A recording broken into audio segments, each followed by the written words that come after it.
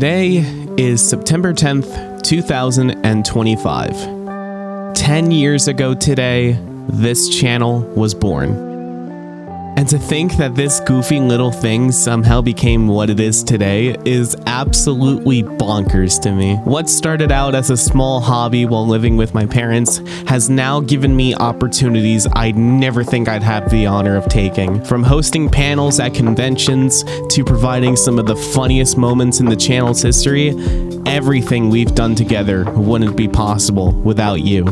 You are the reason I'm able to keep doing what I'm doing as a full-time job. It's something I've always wanted to do. I just didn't think it'd be happening now. So, as the channel celebrates 10 years of entertaining you all, I thought I'd reflect on what this shtick has meant to me all this time and answer some of your questions in the process. So, if you're new around here or have been around for a while and just are not subscribed yet, please consider subscribing as we're currently on the road to 100,000 subscribers, and hitting that button is the best way we can get there.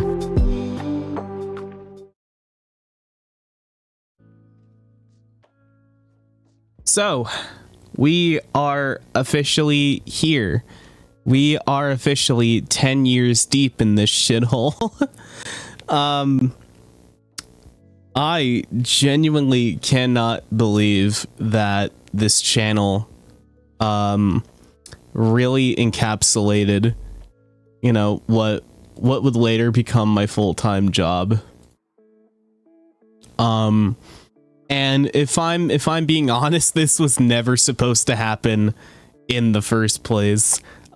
This was supposed to be a thing where I can just watch videos while I'm in the middle of class or getting homework done.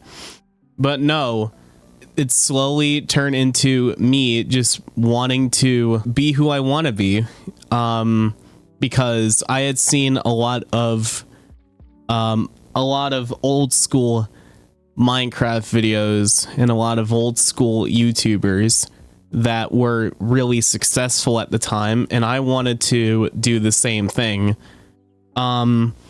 So over time, I slowly started building the confidence to hit record and upload some videos. Funnily enough, this is not the only channel. This is not the first channel that I've run. I've actually had a YouTube channel dating back to 2009, which technically means I have been on the platform for 16 years. God damn. Can you repeat that in wingdings? I fucking wish. This was a blast for me to have continued, you know, entertaining you guys for this long. Even though the first video of the channel didn't pop up until November of the following year, I'm still incredibly grateful. From the very first video to this one, I can't believe that.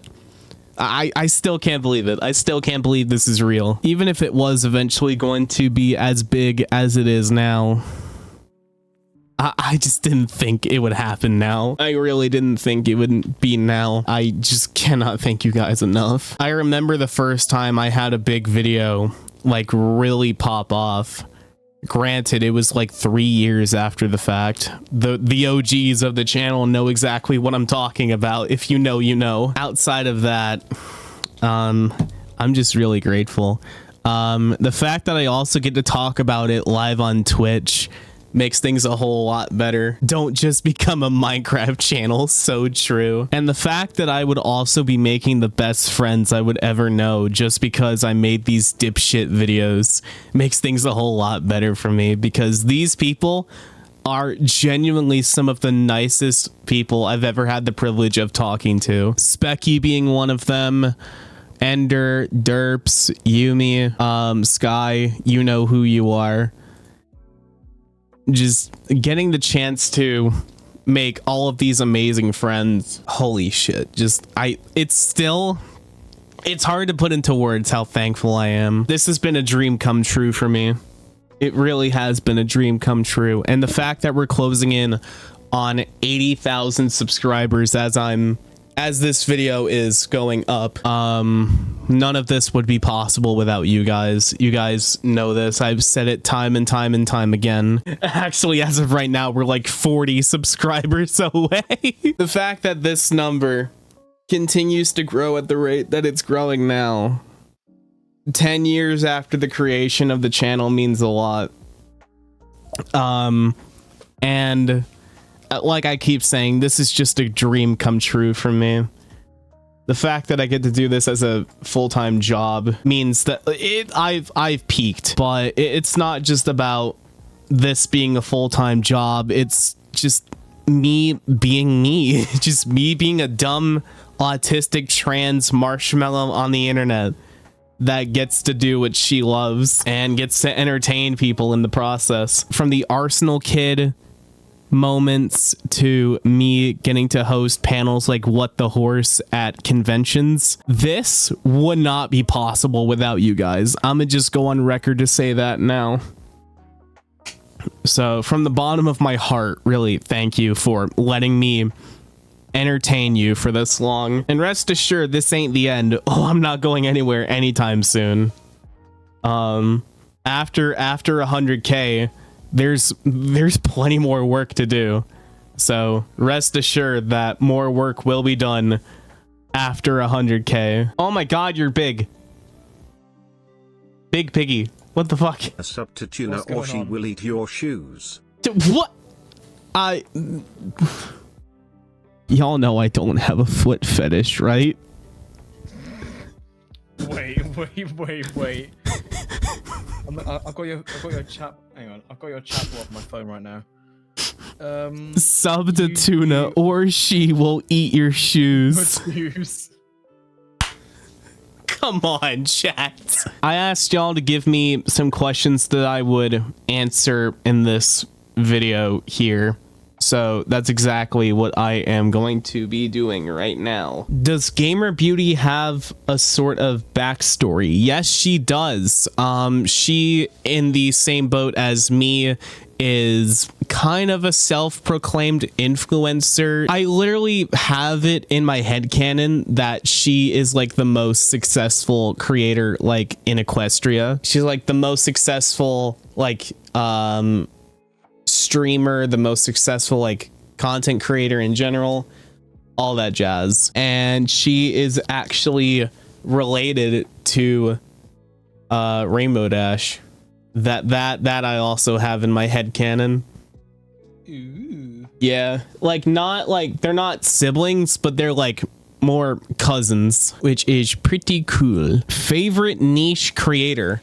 If I'm being honest, favorite niche creator, that's a really fucking good question. Influencer, she says. Wonder what she does.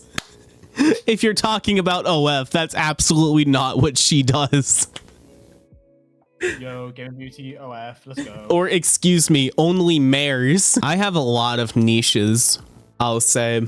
The biggest niche so far though actually comes from a channel that I used to watch all the fucking time as a kid. Yeah, I wonder if I can pull them up on stream really quickly. Hold on. If y'all look at this really quickly, this is the creator that I'm referring to.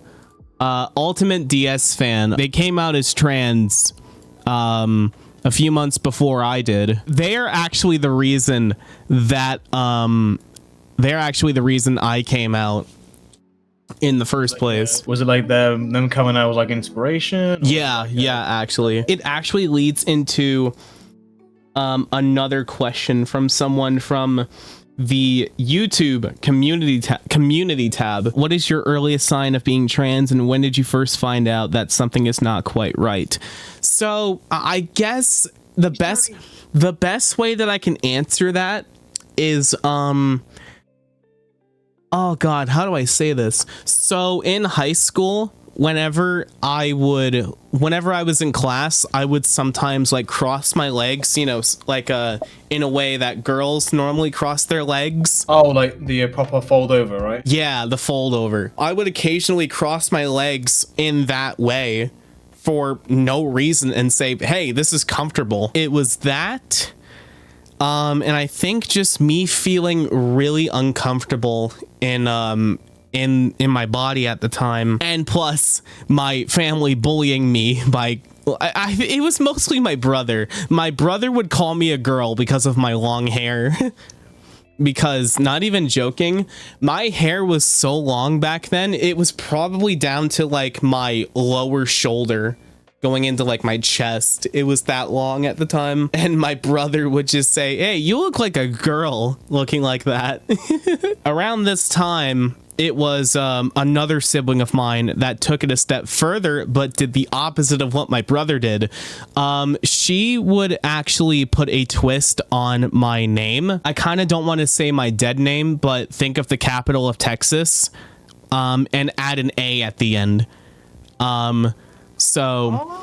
Yeah, so it was that alone that I wanted to call myself Tina because of her.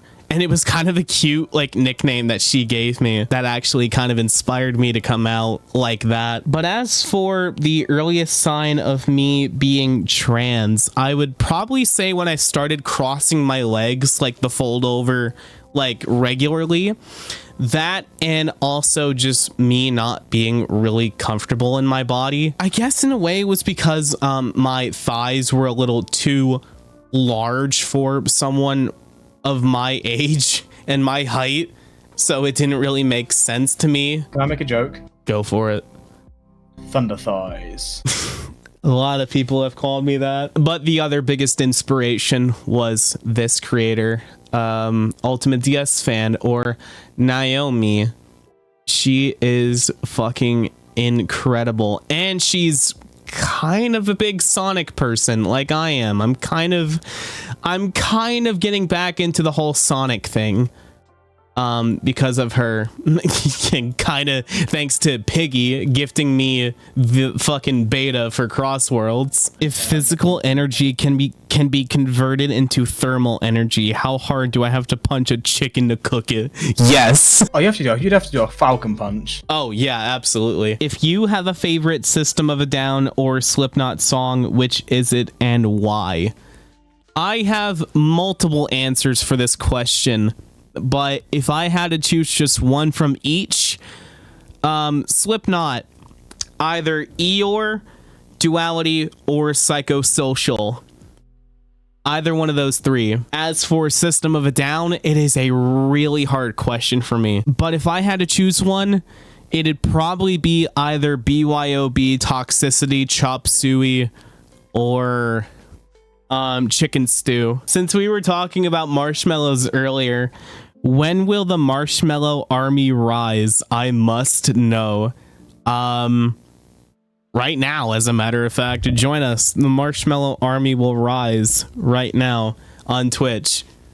So fucking go watch me when I'm live, please. I beg you. What inspired you to join the MLP fandom and on YouTube? So what inspired me to join the MLP fandom? Honestly, just watching the show. I always tell this story, but the first time that I found out I was a horse enjoyer was when I watched the episode Putting Your Hoof Down for the very first time. It's the one where Fluttershy has to be all assertive and he takes and she takes classes, but she turns out to be an aggressive piece of shit. That episode. And then I think maybe a day later I watched the first two episodes and I just the rest was history. For me it was Tradia. Oh, Tradia, the episode with Stellar Eclipse, I think was their name. And I was just like, fuck it, we're just gonna watch the whole thing. Yeah. What inspired me to join the YouTube scene? Honestly, just watching a lot of my favorite creators like Mark, Jack, Ultimate DS fan, which I mentioned earlier. Just a lot of the big juggernauts with a mix of smaller creators as well. I like hearing stories of people getting inspired by the creators. For me, it was exact same as you, except instead of Ultimate DS fan, it was Stampy Longhead and Dan TDM. Yes, Stampy and Dan TDM are my goats. Fucking those two, my beloved. Dude, it's so like I know like it shouldn't be a big deal to me, but watching my favorite creator like slowly like conform with society and like start living their own life, like having a kid and, you know, raising a family, having a family, getting married, buying their own house, seeing them do shit like that outside of YouTube, oh my god, my heart just melts. My heart melts so much. Just turns to liquid gold. I think the first time that I felt that way was when PewDiePie moved to Japan and he has a kid. And I truly think when I am like, if I do eventually have like 1 million subs and am living my best dream, I'm probably just gonna buy like either rent a better apartment or just flat out buy a house. When did you and Derps first fall in love with each other? January 20th of 2021. So we're going on 5 years.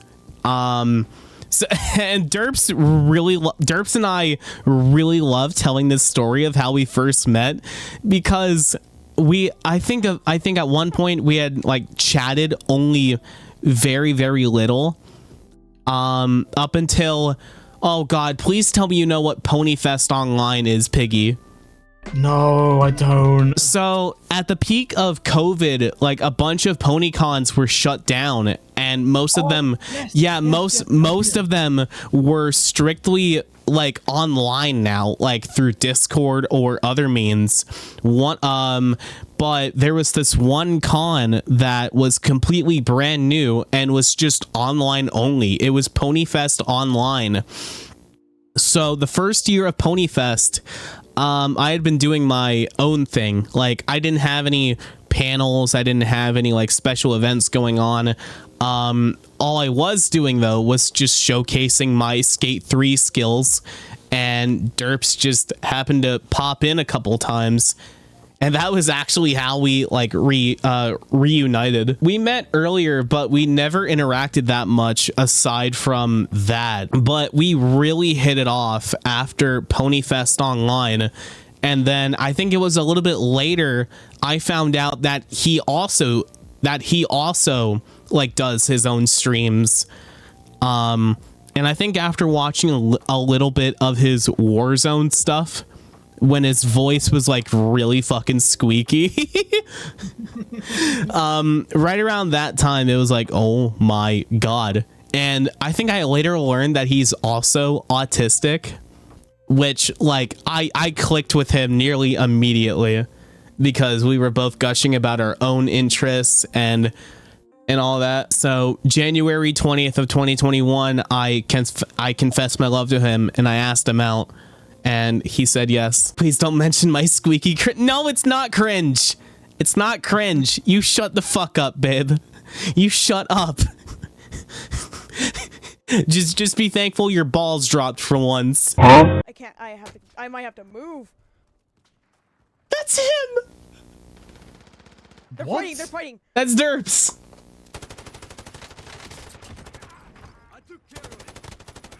Yes! Yeah! Woo! Yeah! No shot, that's Derps. That is. Fucking hell. Oh my god. I could just see the skull emoji spam. Yeah, I need to wheeze in your chat and continue on this cutscene. Yeah. There we go. Holy shit, there you go. How did you discover Minecraft, Roblox, and gaming in general? Like I said, just watching a bunch of my favorite creators. Why are you so funny? I don't know. I'm just like that. What was the worst pain you've ever felt? Can be physical, emotional, etc. So for physical pain, I'm gonna put a trigger warning. I'm gonna talk about stuff that might make y'all uncomfortable. I was a member of Cub Scouts in elementary school. And as part of being in Cub Scouts, you had to do certain things to rank up. I don't know if I voluntarily joined or if I was like the stereotypical, oh, my parents forced me to enroll in Cub Scouts because they wanted me out of the house or something. But I remember this one time while I was part of Cub Scouts, we were going to be taking a week to do some stuff in this medieval looking castle, and we would all learn about like medieval times and archery and all the stuff that, you know, we were taught in history class about the medieval times. Best part was we had these military style bunk beds. The mattresses, I don't remember every detail, but I remember that we had bunks, like how some boot camps have bunks, but they were a little taller. I remember this one day. This was the day that I was turning 7, so my 7th birthday at this time. Everyone knew that it was my birthday.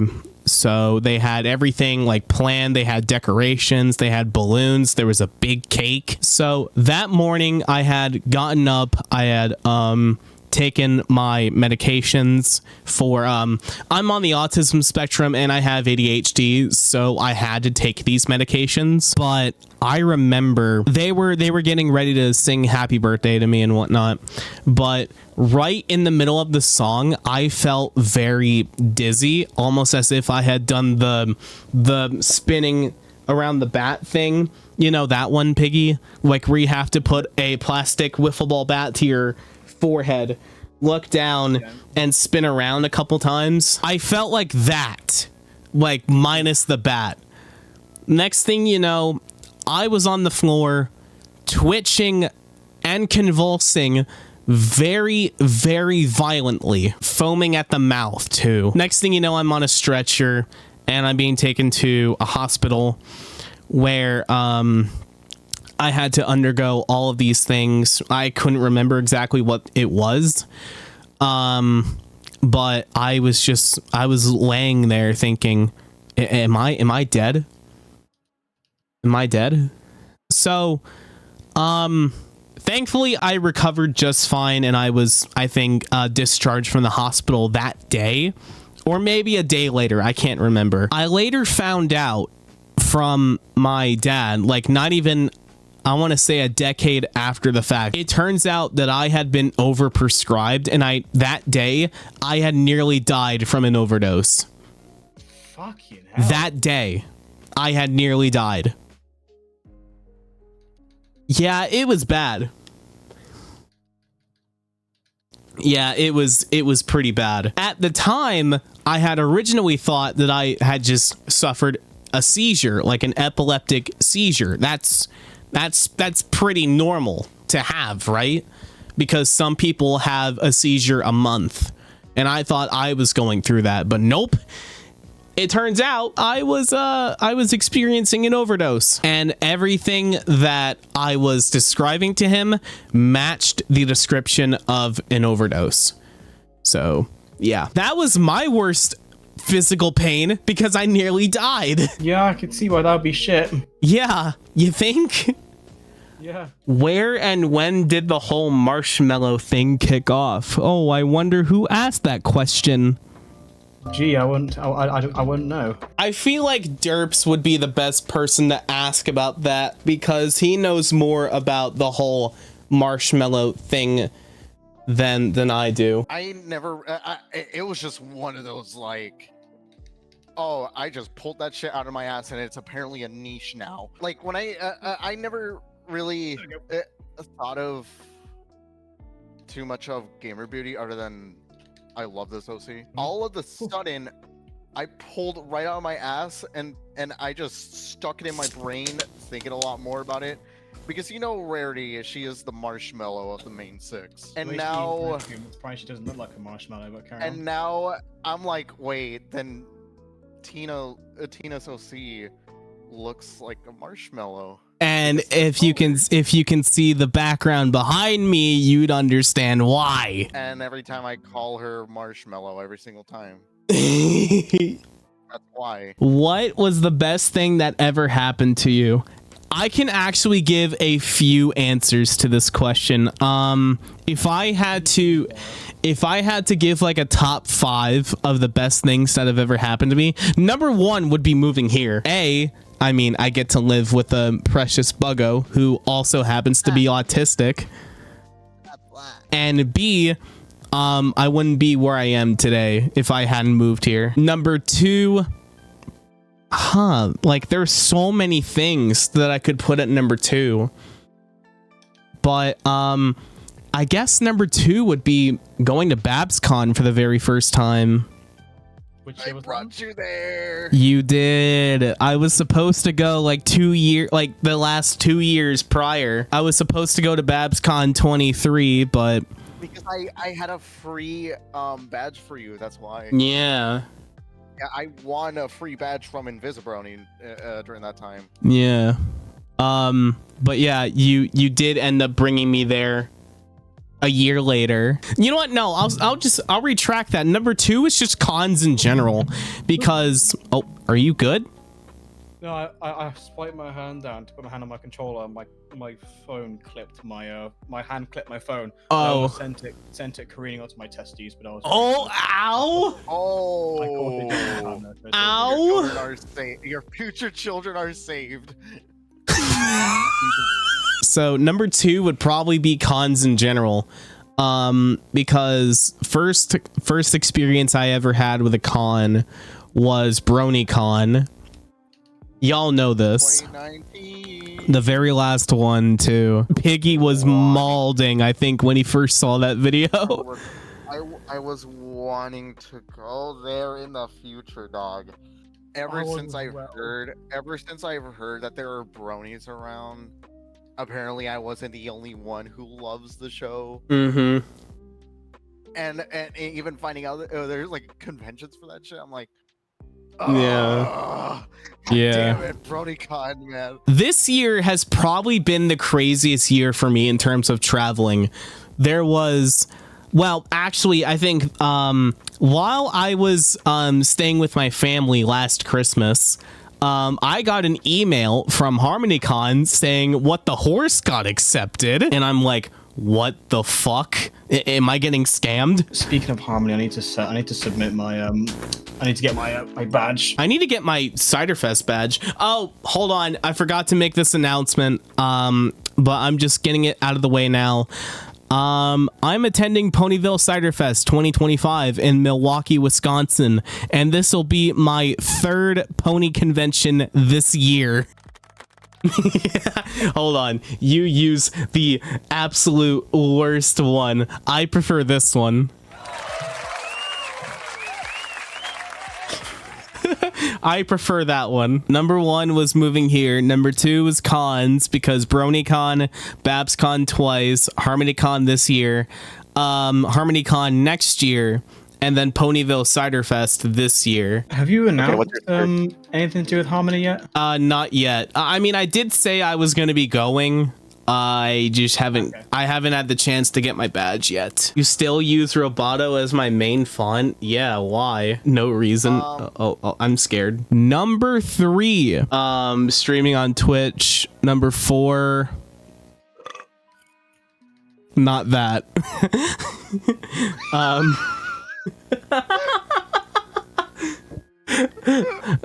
Number 4. Honestly, joining Twitch Trot. Like it's in my Mount Rushmore of best things to have ever happened in my life. And then number 5, moving away from my family and being independent. And no, I'm not referring to number 1. Like being independent like is its own thing completely. Will there be more VHS related or themed content in the future? Yes, as I already explained, I'm going to Ciderfest. And as of now, I can't really film with my Handycam because I need to replace the battery. But once I do replace the battery, I'm gonna put it to good use more often. I'm gonna use it more. What's the most challenging video you ever had to edit? Hey everyone, Editor Tina here, and I just realized while editing this that for this last question, I yapped for a little too long about what constitutes as the most challenging video I've ever edited. So what I'm deciding to do is curate a list of videos that I deem challenging for one reason or another. Now, these videos will be judged based on these factors. Feel free to pause to read. But with all that being said, here's my list. I guess. What? I've never seen that before. In the big 2025.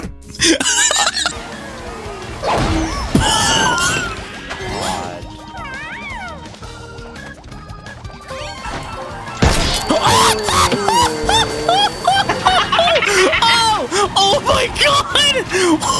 Bro, I am so done.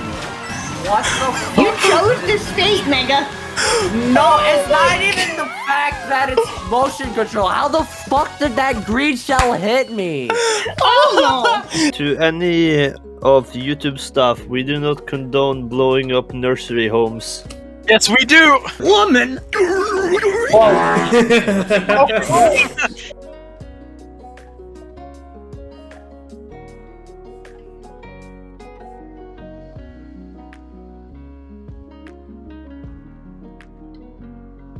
Good evening, everyone. We're following some breaking developments as we come on the air regarding an internet icon.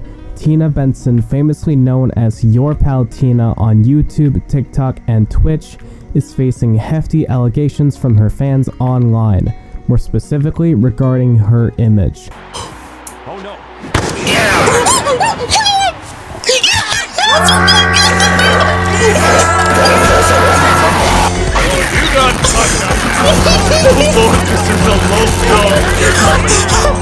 I can't stop laughing at it. It's beautiful. It's so fucking beautiful. Oh my fucking god! Well,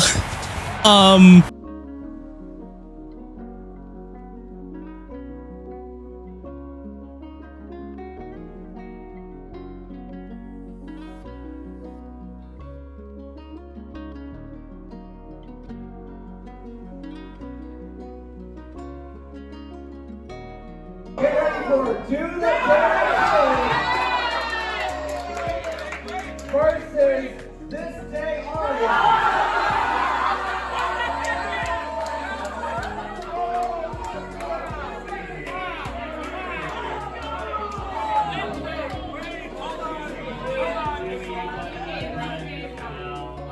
Dewey, what do you have to say for yourself?